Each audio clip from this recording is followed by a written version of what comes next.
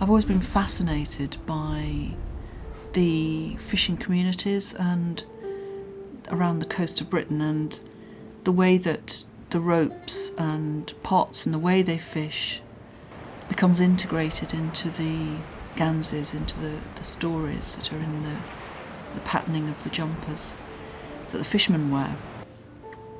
And I've always thought that it was a very relevant piece of social history, really, the development of those patterns and the relationship between the fisher folk and, you know, their work, which is their life. You know, it's not like a job, it's much more than that traditionally. We use the Gansey style of knitting a lot because it's seamless knitting, and I really like that, the fact that you can get shape and structure into a garment without a seam. I've got a bit of a thing about that, about making garments as seamless as possible, or rather than sewing them up, creating other ways of joining them so that they can be laced together or they can be buttoned together. I'm a great one for trying out new ideas and pushing the limits, really, of knitting.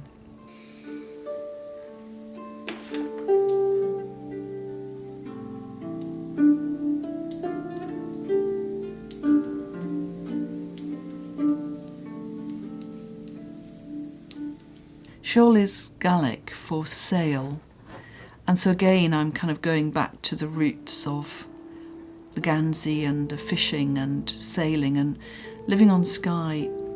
The most beautiful way to see Skye in the Western Isles is actually from a sailing boat, and you really understand the relationship of the sea to the mountains and the land.